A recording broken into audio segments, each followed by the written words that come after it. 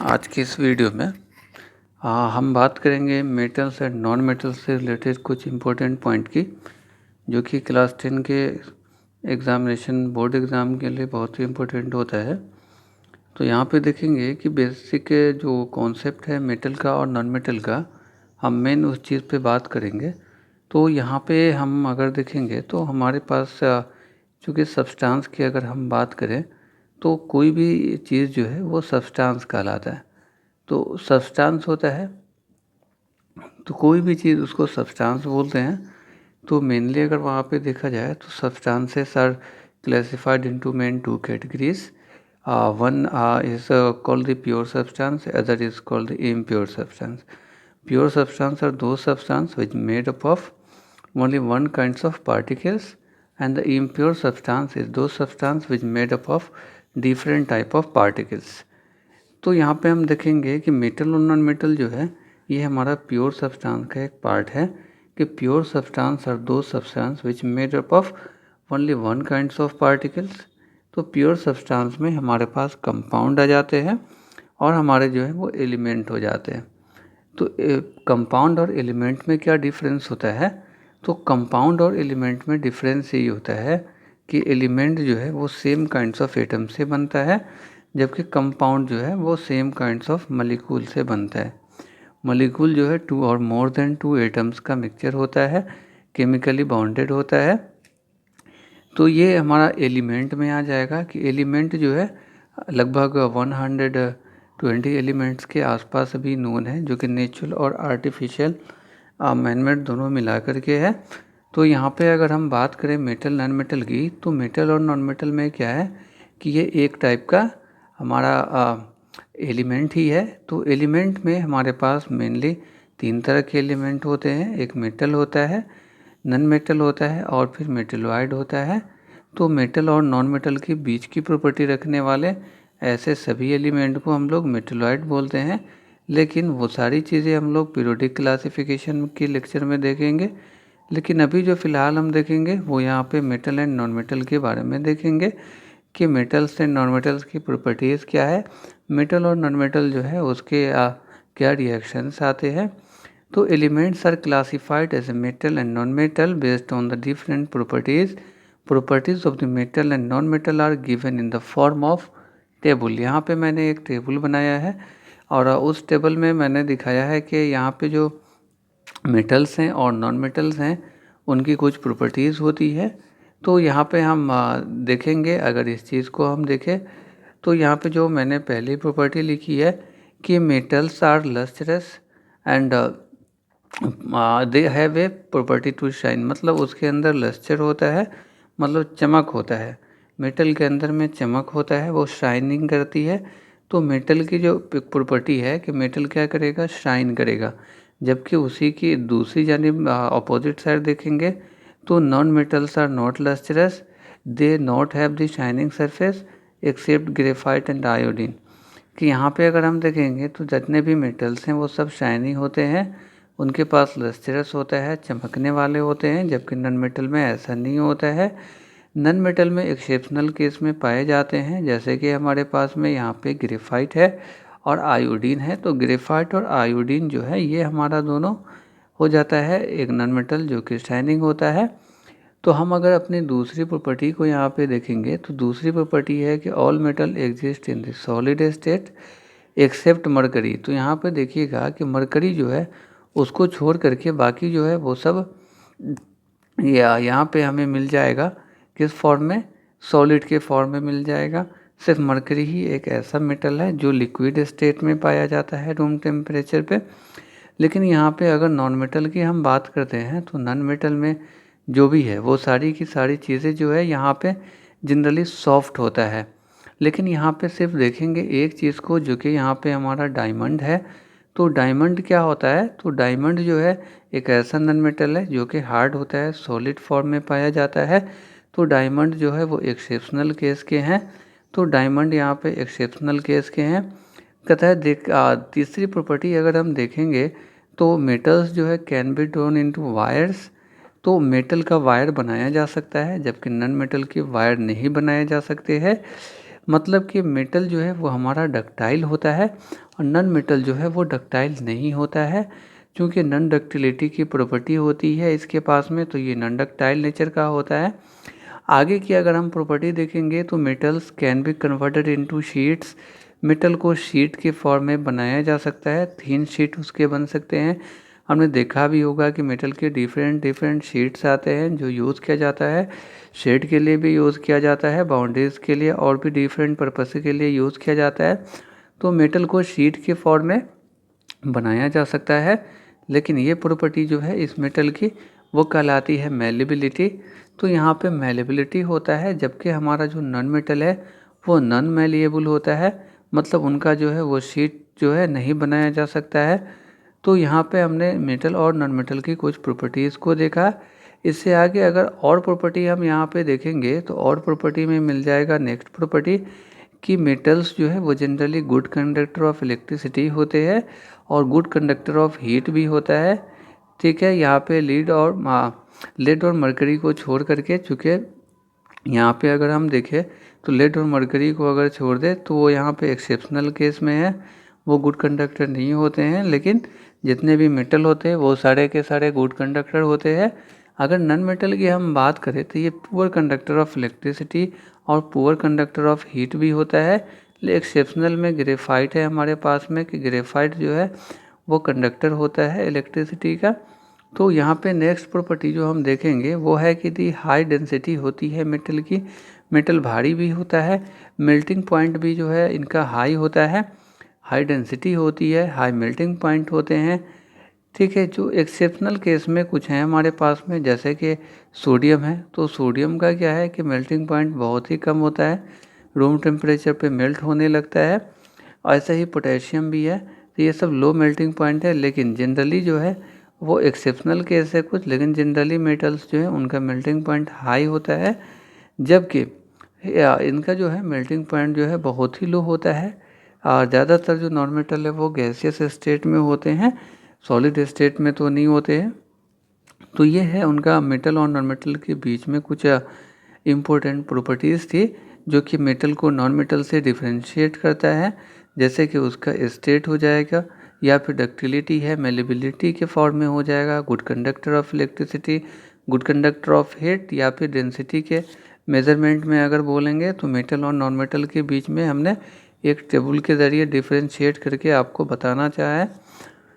तो यहाँ पे अगला हम अपना टॉपिक यहाँ पे केमिकल प्रॉपर्टीज़ ऑफ मेटल को देखेंगे कि मेटल की ये तो फिजिकल प्रॉपर्टीज़ हो गई, कंडक्टिविटी, डक्टिलिटी, इलेक्ट्रिसिटी का कंडक्ट है।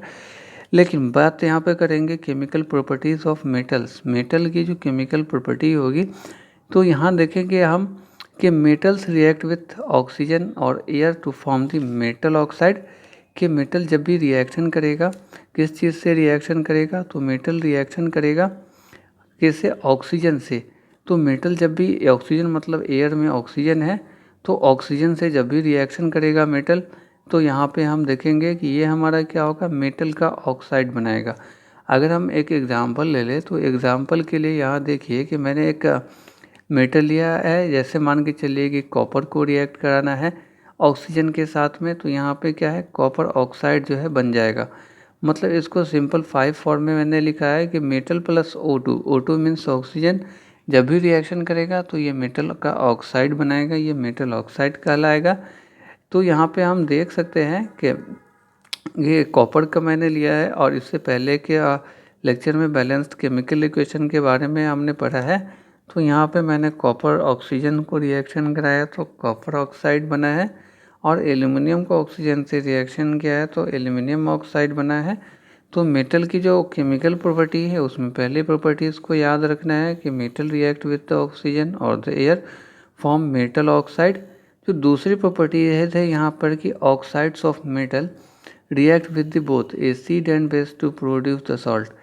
तो यहाँ पे जो मेटल के ऑक्साइड बनेंगे, जैसे कॉपर ऑक्साइड बना है या फिर एल्यूमिनियम ऑक्साइड बना है, यहाँ पे दिख रहा होगा कि कॉपर ऑक्साइड है या फिर एल्यूमिनियम ऑक्साइड है। तो ये जो है एसिड और बेस से रिएक्शन कर सकते हैं। तो एसिड और बेस से ये रिएक्शन कर सकते हैं। तो यहाँ पे अगर हम देखेंगे तो ये एसिड बेस से रिएक्शन करने के बाद जो प्रोडक्ट बनाएगा वो प्रोडक्ट होगा सॉल्ट का, और वाटर का ही प्रोसेस होगा, ये वाटर एड सॉल्ट बनाएगा हमारे यहाँ पे। तो यहाँ पे ऐसे उसको एम्फोटेरिक ऑक्साइड के नाम से जाना जाता है कि ऐसे ऑक्साइड्स जो एसिड बेस के साथ रिएक्शन करते हैं, ठीक है, ऑक्साइड्स ऑफ मेटल जो है, तो वहाँ पे क्या करता है कि वो सॉल्ट और वाटर बनाता है।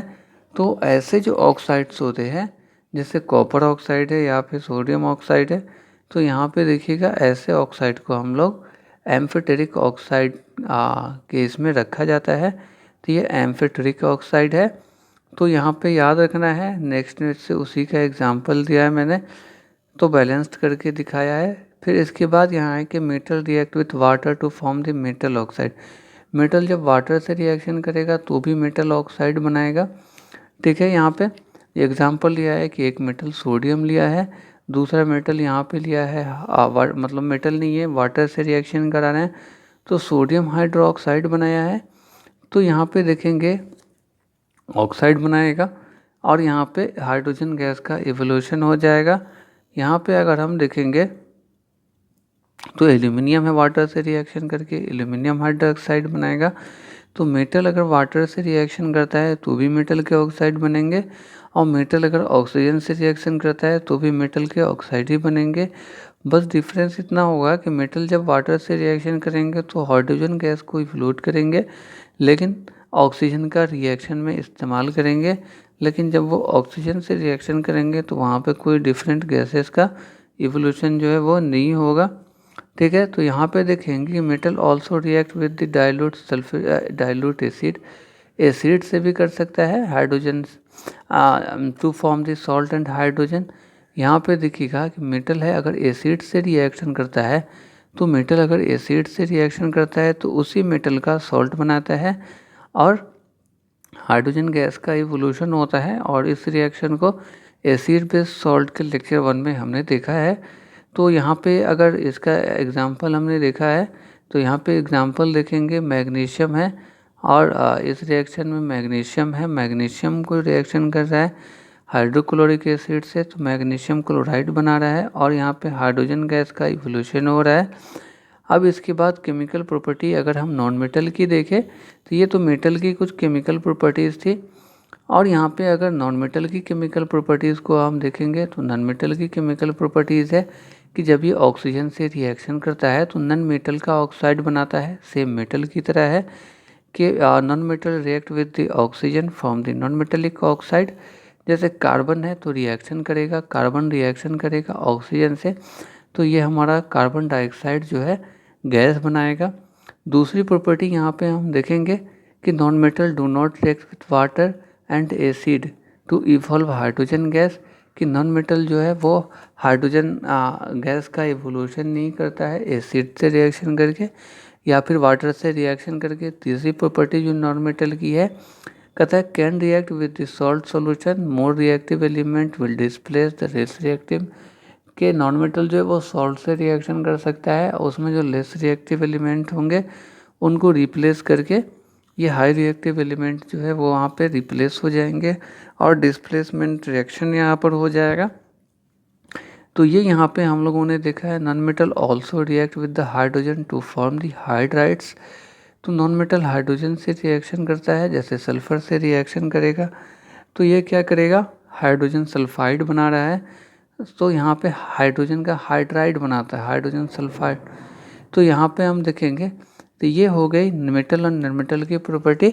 और चूँकि केमिकल प्रॉपर्टीज़ है तो मेटल एक जब मेटल के ऑक्सीजन से रिएक्शन करता है तो मेटल के ऑक्साइड बनाते हैं, और मेटल के ऑक्साइड जो है वो बेसिक होते हैं नेचर में, जबकि नॉन मेटल के ऑक्साइड जो है वो एसिडिक होते हैं नेचर में। तो जो एसिड रेन होते हैं वो नॉन मेटेलिक ऑक्साइड उसके लिए रिस्पॉन्सिबल होता है।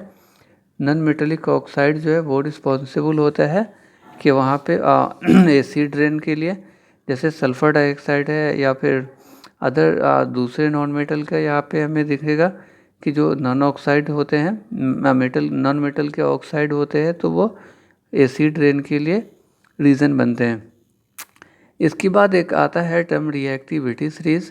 तो रिएक्टिविटी सीरीज़ में हमने देखा है कि रिएक्टिविटी सीरीज़ एक ऐसे सीरीज़ को बोलते हैं जिसमें अरेंजमेंट किया गया है मेटल का उसके रिएक्शन के बेसिस पे, और वो जो है वो डिक्रीजिंग ऑर्डर में है कि ये रिएक्शन उसका जो है वो डिक्रीजिंग ऑर्डर में बनाया गया है। तो यहाँ पे डिफरेंट टाइप्स के हैं, तो ये रिएक्टिविटी सीरीज़ में देखा गया है। तो अब यहाँ पे हम लोग अगर देखेंगे तो रिएक्टिविटी सीरीज़ के लिए मैंने एक यहाँ पे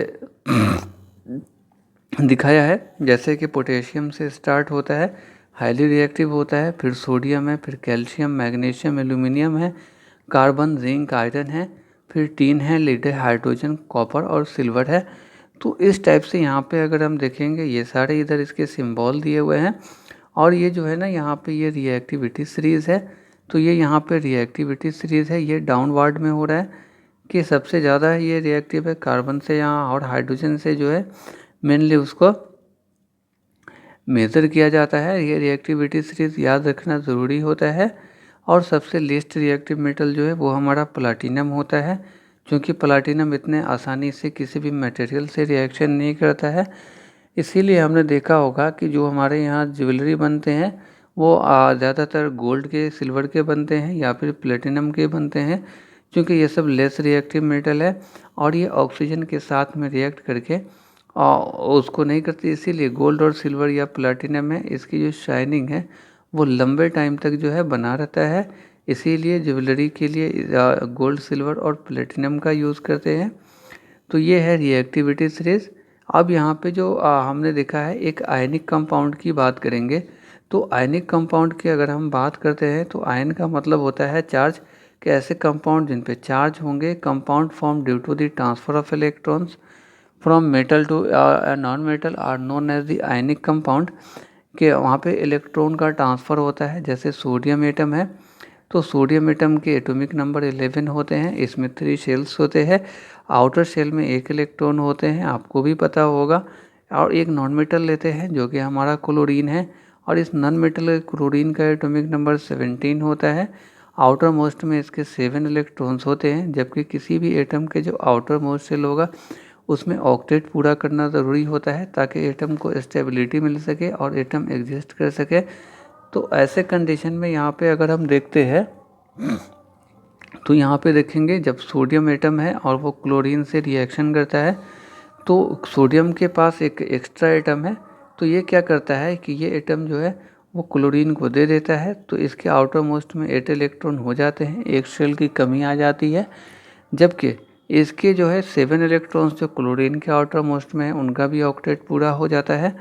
तो इलेक्ट्रॉन्स की जो है वो यहाँ पे निकलता है, सोडियम से इलेक्ट्रॉन जो है वो निकलता है, सोडियम से इलेक्ट्रॉन यहाँ माइनस होता है, जबकि वो इलेक्ट्रॉन इसमें प्लस होता है। तो इलेक्ट्रॉन जो है प्लस होता है क्लोरीन पे, तो क्लोरीन पे इसीलिए ये नेगेटिव चार्ज आते हैं और यहाँ पे पॉजिटिव चार्ज आते हैं। क्योंकि हमें मालूम है कि एक न्यूट्रल एटम में number of electrons and number of protons जो हैं इक्वल होते हैं, और इलेक्ट्रॉन्स को नेगेटिव चार्ज और प्रोटॉन को पॉजिटिव चार्ज जानते हैं। तो जब सोडियम से नंबर ऑफ़ इलेक्ट्रॉन्स और 11 है, नंबर ऑफ़ प्रोटॉन भी 11 है, एक इलेक्ट्रॉन जब सोडियम को क्लोरीन को दे देगा सोडियम, तो यहाँ से इसके पास 10 इलेक्ट्रॉन बच जाएंगे और 11 प्रोटॉन बच जाएंगे। तो प्रोटॉन एक ज़्यादा होगा, इसलिए सोडियम पे पॉजिटिव चार्ज आएगा और क्लोरीन पे नेगेटिव चार्ज आएगा। तो यहाँ पे अगर हम देखेंगे तो इसलिए कि अगर हम देख सकते हैं तो इससे आगे भी हम लोग यहाँ पर के देख सकते हैं। अब इससे आगे यहाँ पे हमने देखा है कि डिफरेंट टाइप्स के कोवैलेंट बॉन्ड भी देखेंगे। तो कोवैलेंट बॉन्ड जो है हमारा, वो कोवैलेंट बॉन्ड जो है वो बनता है हमारा इलेक्ट्रॉन के ट्रांसफ़र से नहीं बनता है, वो हमारा इलेक्ट्रॉन के ट्रांसफ़र से नहीं बनता है, यहाँ पे कम्बिनेशन ऑफ इलेक्ट्रॉन से बनता है। तो ये हम लोग कोवैलेंट देखेंगे, और ऐसे सब्सटेंस को कोवैलेंसी बोलते हैं। ऐसे सब्सटेंस को कंपाउंड बनेगा वो कोवैलेंट कंपाउंड कहलाएगा। लेकिन जो हमारा सोडियम था, वो सोडियम जो है हमारा जो क्लोरीन से रिएक्शन करता है, तो सोडियम क्लोराइड जो है वो हमारा आयनिक कंपाउंड कहलाएगा। तो आयनिक कंपाउंड और कोवैलेंट कंपाउंड के बीच में बहुत सारे डिफरेंसेस आते हैं, तो वो सारे डिफरेंस को हम लोग अपने नेक्स्ट वीडियो में कवर करेंगे। लेकिन इससे पहले हम यहाँ पे देखेंगे कि covalent compound is sharing of electrons, यहाँ पे ट्रांसफ़र ऑफ इलेक्ट्रॉन नहीं होगा।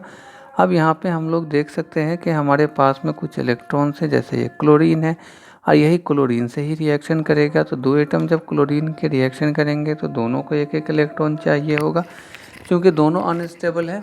तो यहाँ पे क्लोरीन क्या करेगा, एक एक एटम का शेयरिंग कर लेगा। जब शेयरिंग कर लेगा तो ये कोवैलेंट बॉन्ड बन जाएगा। और यहाँ पे देखिएगा कि ये एक एटम का शेयरिंग कर लेगा तो ये Cl2 बन जाएगा। तो यहाँ पे जो है वो क्लोरीन जो है कोवैलेंट बॉन्ड बना रहा है। यही बॉन्ड को क्लोरीन अब यहाँ से आकर के दोनों के आउटर मोस्ट में ऑक्टेट पूरा हो जाता है। तो ये क्या करता है कि ऑक्टेट पूरा करता है तो ये एटम स्टेबल हो जाएगा।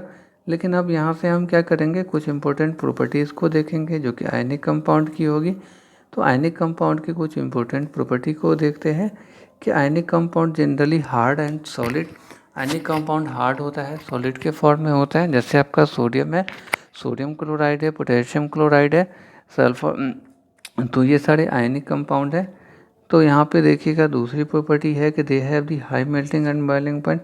इनका मेल्टिंग पॉइंट और बॉइलिंग पॉइंट जो है वो हाई हो जाता है। इसीलिए सोडियम क्लोराइड का मेल्टिंग पॉइंट बहुत हाई है। They are soluble in water, insoluble in the organic solvent. इसीलिए देखिएगा जितने भी आयनिक कंपाउंड होते हैं वो सब आयनिक कंपाउंड में मतलब वाटर में सोलूबल होते हैं। जो सोडियम क्लोराइड है, जो कॉमन सॉल्ट है, वो वाटर में मिल जाता है लेकिन ऑयल में मिक्स नहीं हो सकता है, क्योंकि ऑयल क्या है आपको ऑर्गेनिक कंपाउंड है। यहाँ देखेंगे नेक्स्ट प्रॉपर्टी में कि जितने भी आयनिक कंपाउंड होते हैं वो कंडक्टर ऑफ इलेक्ट्रिसिटी होते हैं लेकिन मोल्टन स्टेट में होते हैं। तो सोडियम क्लोराइड भी इलेक्ट्रिसिटी को कंडक्ट कराएगा, लेकिन जब वो मोल्टन स्टेट में होगा तब वो अपने सॉलिड स्टेट में नहीं करा सकता है, या फिर उसके सॉल्यूशन बनाएंगे तो वहाँ पे करेंगे। तो ये है कुछ आयनिक कंपाउंड की प्रॉपर्टी। अब यहाँ पे जो प्रॉपर्टी याद रखना ज़रूरी होता है, प्रॉपर्टी को नोट कर लीजिएगा और इस से आप नोट भी तैयार कर सकते हैं। तो अगर इस नोट का आपको PDF चाहिए होगा तो हमारे इस वीडियो के डिस्क्रिप्शन में PDF लिंक दिया हुआ है, आप उस पर क्लिक करके PDF डाउनलोड कर सकते हैं। चलिए हम दूसरे टॉपिक को देखते हैं, अकरेंस ऑफ मेटल। कि मेटल कैसे पाया जाता है। अकरेंस ऑफ मेटल में तो एलिमेंट और the compound which occur naturally in the earth crust known as the minerals. हमें पता है कि हमारा जो अर्थ है वो मिनरल रिच है, यहाँ बहुत सारे मिनरल्स हैं। तो मिनरल्स में क्या आते हैं, मिनरल्स में जनरली ओर्स आते हैं और उसी में जो भी है जो हमारे कंपाउंड के फॉर्म में होते हैं या फिर एलिमेंट के फॉर्म में होते हैं, तो उससे हम लोग क्या करते हैं, प्योर मेटल को एक्सट्रैक्ट किया जाता है। तो यहाँ पे हमारे पास दो चीज़ें हैं, एक मिनरल्स हैं, एक ओर्स हैं, या फिर मिनरल ओर्स भी कहा जाता है। तो ऐसे ओर्स तो बहुत है लेकिन मिनरल है, लेकिन ऐसे मिनरल्स जिनसे मेटल का एक्सट्रैक्शन होता है उन्हें क्या बोलते हैं, ओर्स बोलते हैं या मिनरल ओर्स बोलते हैं। तो यहाँ पे हम देखेंगे कि हमारे पास में प्रॉपर्टी है, एक प्रोसेस को मैंने डायग्राम के फॉर्म में दिखाने की कोशिश किया है।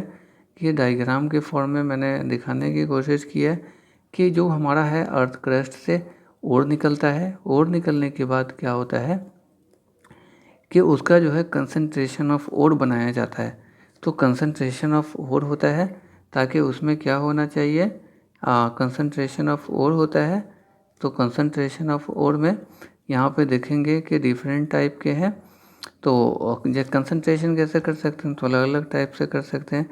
तो ऐसे ओर्स को निकालते हैं जिसमें मेटल जो है ऑफ दी हाई रिएक्टिविटी होते हैं। मेटल हमारे पास में जो है मीडियम रिएक्टिविटी सीरीज़ के हो सकते हैं या फिर हमारे पास लो रिएक्टिविटी सीरीज़ के हो सकते हैं मेटल। तो यहाँ पे देखिए जब ओर्स आते हैं तो उनका कंसंट्रेशन करते हैं, कंसंट्रेशन को चेक करते हैं। तो कंसंट्रेशन के बेसिस पे और जो है वो हमारे 3 टाइप्स के हो जाएंगे। फर्स्ट टाइप का और हमारा ये हो जाएगा, सेकंड टाइप्स के और जो कि मीडियम रिएक्टिविटी रखते होंगे, और थर्ड टाइप्स के और हो जाएंगे जो हमारे यहाँ पे लेस रिएक्टिव मेटल्स होंगे उस और में। तो तीनों को प्रोसेस अलग अलग है और डिफरेंट प्रोसेस के ज़रिए हम क्या कर सकते हैं, उस डिफरेंट प्रोसेस के ज़रिए हम उसको अलग करेंगे, क्योंकि सबको अलग उससे मेटल का एक्सट्रैक्शन करने के लिए अलग अलग मेथड का यूज़ करना होगा। तो ये हमने समझा कि कंसंट्रेशन के बेसिस पे जो ओर्स हैं हमारे वो 3 टाइप के हो जाएंगे, हाईली रिएक्टिव मेटल्स में हो जाएगा, मीडियम में और लेस रिएक्टिव मेटल में। तो यहाँ पे हम देखेंगे कि जो हाई रिएक्टिव मेटल्स है उसमें इलेक्ट्रोलिसिस और ऑफ मोल्टेन ओर जो है उसके ज़रिए कर सकते हैं। जो हाई रिएक्टिव मेटल है ना, उसका जो उसके ओर से अगर मेटल को एक्सट्रैक्ट करना है तो हमें इलेक्ट्रोलिसिस के ज़रिए करना होगा। इलेक्ट्रोलिसिस के पूरे प्रोसेस को हम बताएंगे वीडियो में। तो अभी इतना ही समझेंगे कि ये metal of the high reactivity electrolysis of ore करेंगे और तब वहाँ से प्योर मेटल का एक्सट्रैक्शन करेंगे। जो दूसरी चीज़ें अगर हम यहाँ पे बात करें लेस रिएक्टिव मेटल की, तो लेस रिएक्टिव मेटल जो होगा उसके अंदर मेनली हमारे पास या तो सल्फाइड ओर हो उसके, ठीक है। तो सल्फाइड ओर जो होगा हमारा, उसको रोस्टिंग के प्रोसेस से मेटल का एक्सट्रैक्शन होगा। सल्फाइड ओर में रोस्टिंग के मेथड से हम लोग यहाँ पे मेटल का एक्सट्रैक्शन करेंगे। तो यहाँ पे अगर हम लोग देखेंगे तो हम लोगों को मेटल आएगा रोस्टिंग के प्रोसेस से, फिर उसके बाद मेटल मिलेगा, फिर मेटल को रिफाइन करेंगे तो प्योर मेटल मिलेगा। लेकिन यहाँ पे अगर हम देखेंगे, अगर मीडियम रिएक्टिव मेटल है तो उसमें हमारे पास में दो तरह के ओर्स हमारे पास हो सकते हैं, या तो कार्बोनेट ओर होगा या फिर हमारे पास सल्फाइड ओर होगा। तो यहाँ पे अगर कार्बोनेट ओर होगा तो कैल्सिनेशन के प्रोसेस से हम उसको मेटल एक्सट्रैक्शन करेंगे, या फिर सल्फाइड ओर होगा तो उसको रोस्टिंग के मेथड से करेंगे, जैसे यहाँ सल्फाइड ओर को रोस्टिंग के मेथड से कर रहे हैं। तो यहाँ पे दो टाइप के प्रोबेबिलिटी आती है हमारे पास में कि अगर मेटल मॉडरेट रिएक्टिव है, मीडियम रिएक्टिव मेटल है, तो वो कार्बोनेट के फॉर्म में भी मिल सकता है और सल्फाइड के फॉर्म में भी मिल सकता है। तो यहाँ पे अगर हम देखेंगे तो सल्फाइड के फॉर्म में भी मिल सकता है और कार्बोनेट के फॉर्म में भी। तो अगर सल्फाइड के फॉर्म में मिलता है तो कैल्सिनेशन के प्रोसेस से करेंगे, और जब हमें सल्फाइड के फॉर्म में मिलेगा तो हम रोस्टिंग के मेथड से करेंगे, कार्बोनेट के ओर को कैल्सिनेशन के मेथड से करेंगे। दोनों ये प्रोसेस कर लेने के बाद यहाँ पे ऑक्साइड ऑफ मेटल हमें मिलेगा। तो मेटल का ऑक्साइड मिलेगा, या तो हम कार्बोनेट ओर को कैल्सिनेशन से प्रोसेस से करें या फिर सल्फाइड ओर को रोस्टिंग के मेथड से करें, तो हमें यहाँ पे मेटल के ऑक्साइड मिलेंगे। और जब मेटल का ऑक्साइड मिलेगा तो फिर हमें पता है कि रिडक्शन का प्रोसेस कराएंगे, कोई ऐसे एलिमेंट को लाएंगे जिसको ऑक्सीजन की ज़रूरत होगी, तो वो ऑक्सीजन ले लेगा तो हमारे पास में मेटल बचेगा। तब हमारा फिर जा करके यहाँ पे प्योर मेटल जो है हमें मिल जाएगा, ये हमारा प्योरीफाइड मेटल मिल जाएगा। तो ये एक कंप्लीट प्रोसेस था जिसको एक बार मैं फिर से बताऊंगा कि और मिनरल्स, ऐसे मिनरल्स जिनसे मेटल का एक्सट्रैक्शन हो सकता है, मेटल रिच अमाउंट में होते हैं, उन्हें और बोलते हैं। तो मेटल जो भी हमारा एलिमेंट है वो एलिमेंट कंपाउंड के फॉर्म में होते हैं, ठीक है। एलिमेंटल फॉर्म में भी मिलते हैं लेकिन ज़्यादातर और मिनरल्स जो है वो कंपाउंड के फॉर्म में मिलते हैं। तो उनमें क्या होता है कि सबसे पहले कंसंट्रेशन देखना होता है। तो मैंने कंसंट्रेशन देखा है, तो सब यहाँ पे देखना होता है।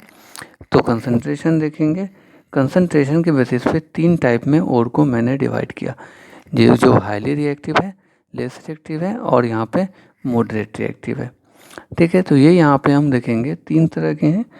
तो अगर यहाँ पे हम देखेंगे कि हमारे पास क्या बोल रहे हैं कि हाई रिएक्टिव मेटल्स हैं, तो उनका जो है हम लोग इलेक्ट्रोलिसिस के माध्यम से करेंगे और प्योर मेटल मिल जाएगा। अगर लेस रिएक्टिव मेटल है तो उसमें हमें सल्फाइड ओर मिलेगा।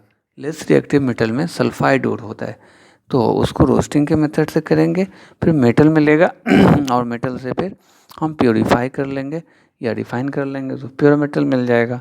लेकिन मेन जो एक लंबा सा प्रोसेस चलेगा वो process medium reactivity of metal में चलेगा, जिसकी रिएक्टिविटी में मीडियम है। तो वो या तो कार्बोनेट के ज़रिए हो सकता है या फिर सल्फाइड, दो तरह का और ही मिल सकता है। तो वहाँ पे देखेंगे अगर कार्बोनेट ओर है तो कैल्सिनेशन का प्रोसेस लगाएंगे और सल्फाइड ओर है तो रोस्टिंग का प्रोसेस लगाएंगे। दोनों मेथड करने के बाद हमें यहाँ पे मिल जाएगा oxide of metal. Oxide of metal मिलने के बाद हम उसे रिडक्शन के प्रोसेस से मेटल एक्सट्रैक्ट करेंगे और फिर प्योरीफाई कर लेंगे। तो ये हमारा मेटल के एक्सट्रैक्शन का एक प्रोसेस है। तो यहाँ पे हम देखेंगे extraction of pure metal from its ore, step for extraction of metal में एक बार और देखेंगे। तो यहाँ पे हम जो पहला स्टेप होगा हमारा, first step enrichment of ore को निकालेंगे, सेकंड मेथड होगा एक्सट्रैक्शन ऑफ मेटल होगा और थर्ड जो होगा वो हमारा रिफाइनिंग ऑफ मेटल होगा। इसके बाद एक टर्म आएगा हमारा, वो टर्म आता है जिसको हम लोग यहाँ पे गैंग के नाम से जानते हैं। तो गैंग क्या होता है, तो यहाँ पे ओर्स है ऐसे जो इसके अंदर में इम्प्योरिटीज़ होती है, जैसे कि सैंड है, सॉइल है, या फिर बहुत ही छोटे छोटे स्टोन्स वगैरह होते हैं। तो ये सारी इम्प्योरिटी जो है वो ओर के अंदर होती है। तो वो कोई केमिकल प्रोसेस से तो नहीं हटाया जा सकता है, उसको फिजिकल प्रोसेस से हटाया जा सकता है। तो उसके लिए क्या करते हैं, उसको वाटर में सोलूबल करते हैं, वाटर में धोते हैं। तो क्या होता है, सैंड है जो भी, या फिर हमारा ये तो सारा क्या होता है, नीचे बैठ जाता है। तो वो नीचे जो है जम जाएगा, वाटर में धुला जाएगा, मिट्टी सैंड वगैरह। तो ये सब तो वही गैंग कहलाता है कि ऐसी इम्प्योरिटीज़ जो सॉइल के अंदर से निकालते, तो उसके अंदर सॉइल होगा या फिर सैंड होगा, ये स्टोन्स वगैरह होंगे। तो ये सब जो है वहाँ पे इम्प्योरिटी ये सब कहलाता है। Extraction of metal which are low in reactive series. एक यहाँ पे एग्जांपल दिया है मैंने कि एक जो लो रिएक्टिव सीरीज में यहाँ पे मेटल है, तो उसका एक्सट्रैक्शन हम कैसे कर रहे हैं।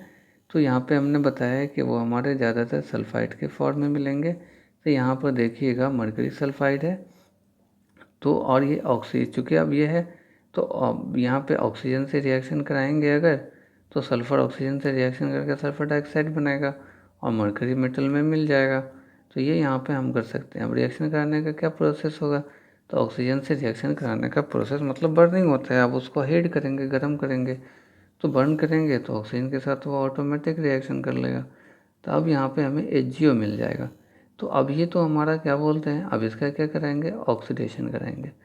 तो ऑक्सीडेशन कराएंगे अगर, तो ये क्या होगा, एक ऐसे सब्सटेंस को लाएंगे जो इसको ऑक्सीजन की ज़रूरत होगी, तो इसका रिडक्शन हो जाएगा। तो यहाँ पे दूसरा सब्सटेंस जो ऑक्सीडाइज हो जाएगा। तो हीट कर दीजिए, हीट करने के बाद ऑक्सीजन निकल जाएगा और ये मरकरी अलग निकल जाएगा। तो ये हमारा हो गया लेस रिएक्टिव मेटल का। लेकिन जब इसको मेटल का हम देखते हैं यहाँ पे मिडिल में जिसकी एक्टिविटी सीरीज में होती है, तो उनके लिए मैंने एक प्रोसेस बताया है कि या तो आपको कार्बोनेट ओर में मिलेंगे या फिर वो सल्फाइड ओर में मिलेंगे। जो हमने इससे पहले यहाँ पे दिखाया है कि ये जो है हमारा, या तो ये सल्फाइड ओर में मिलेंगे या कार्बोनेट ओर के फॉर्म में मिलेंगे। तो यहाँ पे अगर वो हमें कार्बोनेट के फॉर्म में मिलते हैं या सल्फाइड, दोनों का अलग अलग तरीका होगा। तो यहाँ पे एक मेथड होगा जिसको हमने रोस्टिंग बोला था, ये रोस्टिंग का मेथड होगा। तो पहला प्रोसेस यहाँ पे रोस्टिंग का करेंगे, जो कि हमारा होगा, या फिर अगर कार्बोनेट ओर है तो उसको कार्बोनेट ओर को कैल्सिनेशन करेंगे। तो अगर सल्फाइड ओर है तो सल्फाइड ओर को हम क्या करेंगे यहाँ पे सबसे पहले हम रोस्टिंग का काम करेंगे, हीट देंगे ऑक्सीजन की प्रेजेंस में। तो हीट के कारण क्या होगा, वो ऑक्साइड ऑफ मेटल में बदल जाएगा और फिर ऑक्साइड ऑफ मेटल से हम लोग रेडॉक्स रिएक्शन के ज़रिए जिंक को यहाँ से पा सकते हैं। इससे पहले देखा हमने, वैसे ही अगर कैल्सिनेशन कराएंगे तो इसको डायरेक्ट गर्म करेंगे, कैल्सिनेशन प्रोसेस बोलते हैं, जिसको डायरेक्ट हीटिंग करते हैं in the absence of oxygen. लेकिन जब प्रेजेंस ऑफ ऑक्सीजन में करेंगे तो उसको रोस्टिंग बोलते हैं। तो यहाँ पे हमने देखा है कि जिंक ऑक्साइड बन जाएगा, फिर इसका रेडॉक्स रिएक्शन के ज़रिए हम लोग यहाँ से कर सकते हैं।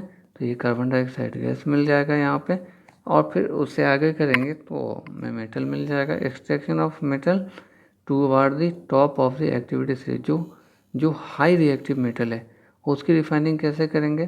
तो मैंने कहा कि उसकी रिफाइनिंग करने के लिए हमें क्या करना होगा, क्योंकि इस चार्ट में मैंने दिखाया है कि वो हाईली रिएक्टिव, इसलिए विदाउट इलेक्ट्रोलिसिस किए हुए हम उससे प्योर मेटल नहीं ले सकते हैं। तो यहाँ पे हमने दिखाया है कि इलेक्ट्रोलिसिस का प्रोसेस करना होगा। तो इलेक्ट्रोलिसिस के प्रोसेस करने के लिए हमें इलेक्ट्रिसिटी और उसके पूरे सेटअप की ज़रूरत होगी, कैथोड और एनोड की ज़रूरत पड़ेगी हमें। तो यहाँ पर देखेंगे ये सोडियम है, जैसे यहाँ पे तो इलेक्ट्रोलाइट के ज़रिए कराएंगे तो उससे नेगेटिव होकर के सोडियम मेटल मिल जाएगा और यहाँ पे क्लोरीन गैस निकल जाएगी एनोड पे। ये प्रोसेस कहलाता है वैसे रिफाइनिंग ऑफ मेटल का। और डिफरेंट मेटल की रिफाइनिंग, जैसे कॉपर सल्फेट से कॉपर को एक्सट्रैक्ट करना है, हेमाटाइट से अलग करना है आयरन को, या फिर बॉक्साइट से एल्युमिनियम अलग करना है। तो ये सारी चीज़ें जो है यहाँ से हमने उसके लिए एक अलग वीडियो बनाऊंगा। तो इसके बाद जैसे ही मेटल के ऑक्साइड हमें मिल जाते हैं तो रिफाइनिंग ऑफ मेटल करना होता है ताकि प्योर मेटल मिल सके। तो refining of impure metal is done by the electrolytic refining. Impure copper होगा तो एनोड पे मिल जाएगा, स्ट्रिप एक डालनी होती है, और कैथोड जो कैथोड होता है वहाँ से आपको मिलेगा। तो यहाँ पे एसिडिफाइड कॉपर सल्फेट कहता है व्हेन इलेक्ट्रिक करंट पास कराते हैं, चूँकि क्योंकि वहाँ पे हम लोग क्या करते हैं, इलेक्ट्रोलिसिस कराते हैं, तो विदाउट इलेक्ट्रिसिटी जो है इलेक्ट्रोलिसिस जो है वो पॉसिबल नहीं है। तो ये सारी चीज़ें हैं, जैसे यहाँ पे मैंने एक फिगर बनाया है, इस फिगर से आपको अच्छे से समझ में आ सकता है कि ये फिगर में अच्छे से समझ में आएगा कि यहाँ पे मेटल अगर कॉपर निकालना है तो एक कॉपर का हमें यहाँ पे बनाना पड़ेगा, एक यहाँ पे हमें लेना पड़ेगा कोई भी मेटल ले सकते, जो इम्प्योर मेटल है उसका लेंगे, मतलब जिस मेटल को मुझे निकालना है तो इम्प्योर है, तो कॉपर जो प्योर मेटल लेंगे वो थोड़ा थिन लेंगे, जबकि ये थिक लेंगे मोटा, चूँकि इससे मेटल निकल करके इस पे आकर के जमा हो जाएगा। तो ये इलेक्ट्रोलिसिस का प्रोसेस होता है, जिस प्रोसेस को मैं पूरे डिटेल्स में इसके लिए एक वीडियो बनाया है, तो उस वीडियो को देखिएगा, अपलोड करूँगा मैं जस्ट इसके बाद। तो यहाँ पे अगर मैं देखूँ तो इसके बाद एक वर्ड आता है कोरोजन, जो कि लास्ट वीडियो में मैंने देखा था। तो कोरोजन आता है एक्सपोज टू द मॉइस्चर, वहाँ पे क्या है, आयरन के रिएक्शन हो जाते हैं ऑक्सीजन से, कोई मेटल रिएक्शन कर लेता है ऑक्सीजन से तो आयरन ऑक्साइड बना देता है। तो आयरन ऑक्साइड जो बन जाता है, तो वही आयरन ऑक्साइड जो है ये हमारा कहला जाता है रस्टिंग ऑफ आयरन या फिर कोरोजन। तो यह है, उसके प्रिवेंशन के लिए कल मैं बताया था कि गैल्वेनाइजेशन कर सकते हैं किसी दूसरे मेटल जैसे कि जिंक है या फिर स्टील है, उनका प्रिवेंशन के लिए लेप चढ़ाया जाता है उसके ऊपर में, उसकी पेंटिंग की जाती है, गैल्वेनाइजेशन से पेंटिंग कर सकते हैं। इसके बाद एक आता है हमारा, क्या है वो आता है एलॉय। एलॉय क्या होता है, जो एलॉय है वो मिक्सचर ऑफ टू और मोर मेटल्स और नॉन मेटल्स होता है। क्योंकि क्या है, इसको मेटल और नॉन मेटल का अपना स्ट्रेंथ है, लेकिन उसको मिक्सिंग करने के बाद जो मेटल नॉन मेटल को मिक्स करते हैं या टू डिफरेंट मेटल्स को मिक्स करते हैं, तो वहाँ पे क्या होता है कि उसका स्ट्रेंथ बढ़ जाता है। जैसे ब्रासिस एलॉयस तो कॉपर और जिंक को मिलाते हैं तो स्ट्रेंथ बढ़ जाता है, तो उसके लिए यूज़ करते हैं। जैसे ब्रोंज है तो ब्रोंज जो है कॉपर और टीन मिला के बनाया जाता है। सोल्डर जो है वो बनाया जाता है लेड और टीन मिला करके।